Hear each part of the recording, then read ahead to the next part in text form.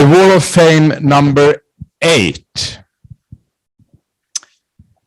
has played a key role in the development of a very, very deep tech company. The company is a spin-out from the former research institute Acreo, today RISE. And Wall of Fame was part of the core team even before the company was founded. Together with the other co-founders, this person took on a big challenge to really develop a deep tech, deep company. You will understand later on.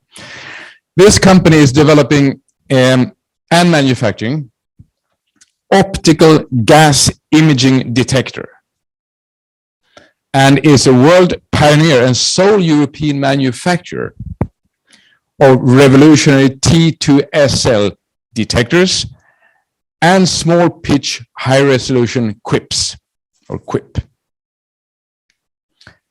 The company has faced several challenges. I mean several. During the years, in the spin out, in the financing, in the market situation, etc. With endurance and grit and a lot of other things, Wall of Fame number 8 and the team have succeeded and established the company as a world-leading supplier in a space dominated by international giants, mainly from Asia. Okay. So, Wall of Fame number 8 is Miss Ulrika Nordén.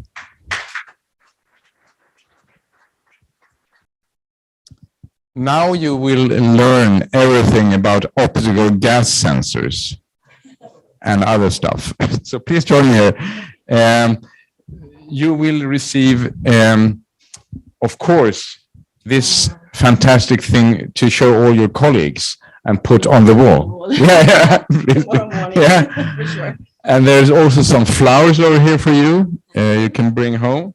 And the motivation is actually written there also, so you have all that.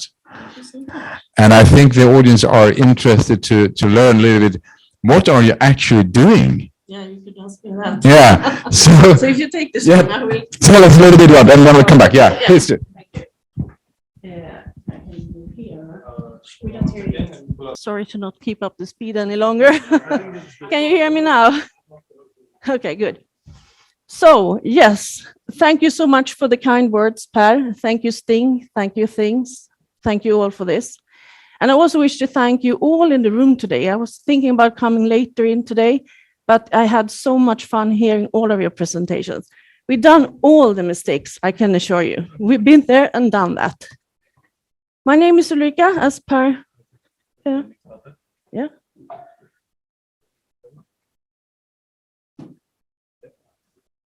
Okay, thank you. Yeah, it took some time. I can say it like that.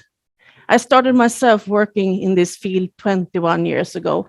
And you're talking about supply chain, you're talking about ecosystem, you're talking about business transmission, you talk about having the right team and everything. And we've been through all this over the years. But I also realized, I'm doing it wrong here. Perfect. I also realized that we somehow might have speeded up those 36 years a little bit with some help, external help, but we wanted to do the things by ourselves, as many researchers from the beginning. As Per said, I know him before we started IRnova. I started myself working in this field 2001. And already at the time, we were in the phase where we were talking about we should start a new company because we were running the production with inside the research institute, and it was not that easy. It was not easy to talk about margins and yields and stuff like that, and to collaborate with all the research world in the clean room, basically. So I went to school with Per and some other members of Sting at the time. I met Joachim Nilsson, Jane Walderud, and everyone. And some years later, we managed actually to start IRnova with approximately one customer and approximately one product at the time. And we said, yeah, but we are superheroes to do this product. So it will be fantastic. And we have a good customer and we can just continue from there and start to do some sales and think about what to do for the future. And I can tell you, it was some good years in the beginning, but when this market started to fail, what will we do now? And I had a question by November 2010 to take over as the CEO of the company. And I'm still there, and we have been in many ups and downs over the years. We were thinking, my first mission was to get money into the company. We cannot live by the research institute only. They have some cash flow on the bank account, but they have no money to invest. In the beginning, we were desperate to look for funding and new projects and things like that, but we needed something more substantial. We needed to focus on our own products to make money and margins and commercialize everything. So in 2012, we had a new investor, long-term investor in the company. We were looking quite for a long time because we cannot take into a person in a company or another company who says, let's stay for 2 or 3 years, and then we do a quick exit. It's not working in this field, as you can all understand. But we find a partner who is still now the investor in the company 10 years later. We also took a decision to go from the beginning. Per talked about Quip. We did those detectors in the clean room, all production, all design, everything by ourselves. But there's only a handful of companies in the world who can take that, which you can compare it to like the engine of a car. It's very few that can do the car, but so many more than that can buy the full car. So we took a hard decision to step up in the value chain, which is absolutely necessary for us. But here starts the rocky road, up and down and up and down. And it's funny to hear you speak about quality, about how to secure the product and how to handle the customers coming back and whining and it's not working and things like that. So we learned a lot about this time. It was very much up and down. And about 2014, our main shareholder took over almost all the shares in the company. So it has been quite stable since then on the financial part. But here we also realized that we need to focus more on getting key people into the company. We needed to find people who could industrialize things, secure things, the sales organization. We thought that we can live happily on this, but it didn't work at all. So during those years, it has been ups and downs, but we have in a slow pace going more and more and more stable, where we finally come to big breakthrough last year.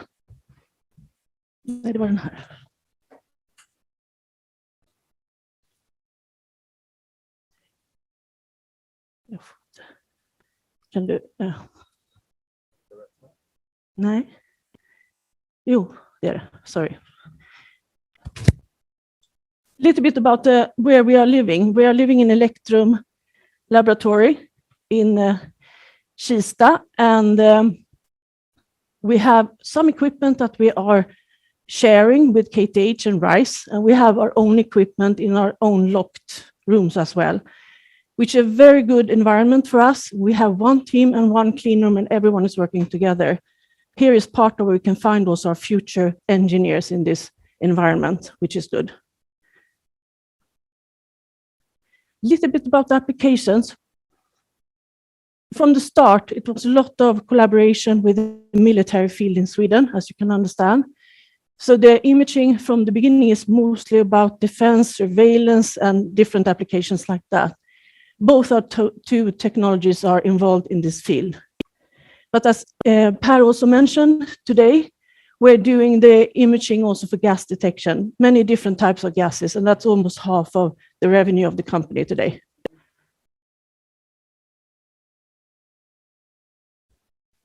Just wanted to summarize a little bit and show where we stand today.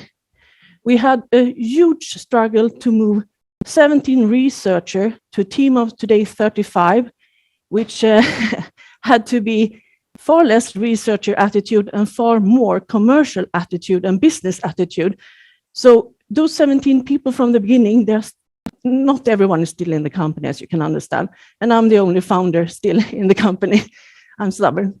Anyway, in the beginning here, we searched a lot for financing in Sweden, but recent years, it has been more like European Space Agency and EU money. And we have been very picky. Since we started with the money to focus on product development and sales development and everything, we've been very picky to only take money where it's aligning with our product roadmap, basically. We cannot disturb the product roadmap with a lot of different things just because there's some money there. So we have been really picky on this part, which has led to where we're standing today. We have now, 36 years later, a quip in space. And it was sent up in February this year, and in March we received the first pictures. And this is really, really something that we accomplished by being stubborn and work for a long time. Vi är inte kompisar.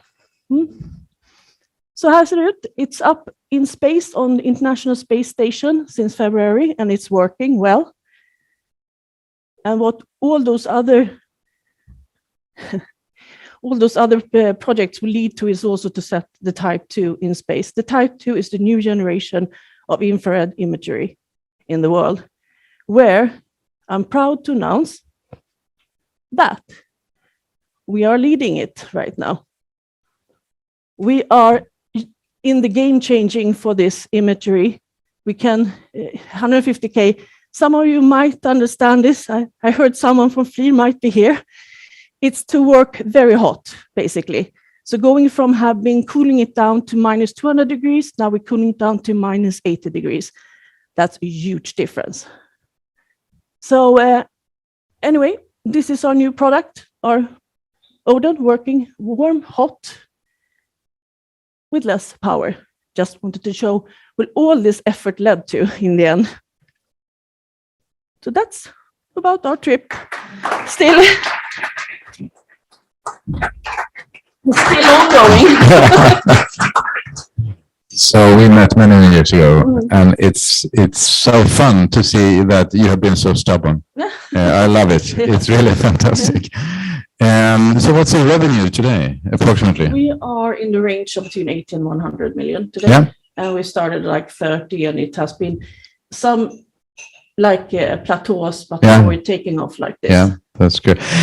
Tell me, I mean, I know a little bit about this, too much perhaps, but the audience might be interested. How is it to spin out a research project from a research institute and form a company? Yeah, as I can say, I've been telling this before in different speeches, but it is quite difficult from the beginning because no one is used to how to handle a sales organization. You have no one to ask. And I know that we asked you a lot in the beginning, just to form the perfect like board of directors. When they used to have like someone from Stockholm community in their board of directors, we didn't need that at all. So it's so many different things. It has to do with finance. It has to do with the mindset and also the mindset of the 17 people coming with us. So it was difficult. It was bumpy in the beginning. And I know a lot about that, but also, what about I mean, you're in a very competitive space, at least from what I remember. How's the situation today with the Asian competition? It's mainly Asian, isn't it? No, actually it's not. It's more French and Israeli competition. Okay. There is like half of the infra world is in US, I would say. And our direct competitors is mainly in France and Israel, as it looks today. We have in Germany, England. Okay. Asia is growing up. Yep. China is growing up, but they're not really there yet. So I see. Let's see if we have a comment or question from the audience. That would be interesting. Somebody who would like to address something here. Niklas. His name is Björn Alkvist, founder of Intensia, and he's patient, if I say it like that. That's the type of investor you need in companies like this.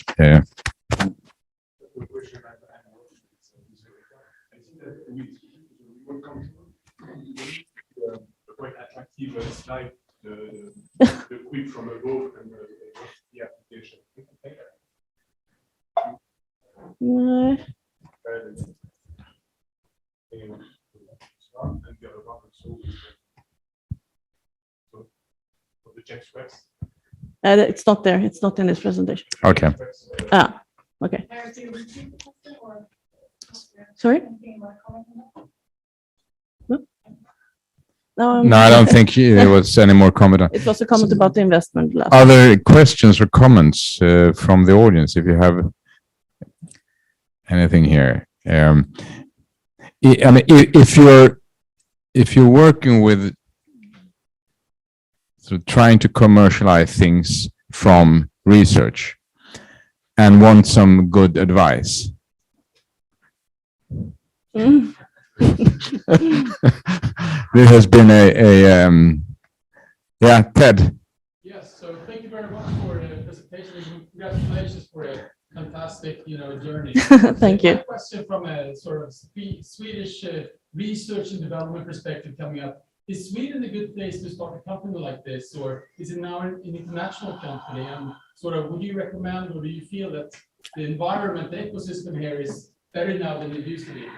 Repeat the question for the online audience. Okay, it was a question about to start a new company within this environment as you come from the research.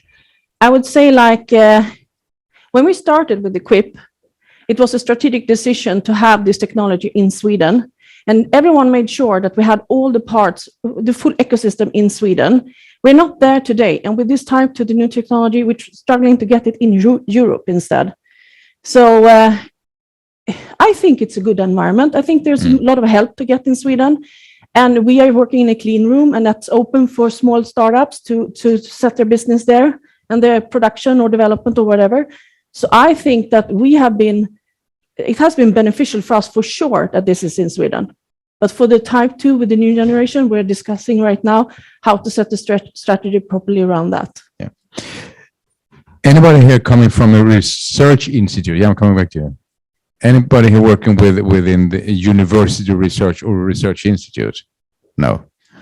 Okay, sorry. No. The same technical founder with you, or have they changed? The same technical founder? Yeah, like the technical brain. It has slightly changed. No, I was actually starting as a project manager, and then I became the production manager and then the CEO. So I have not been in hands on the technology like that. But we have it's some research that stayed at Acreo at the time also that has been behind this from the beginning.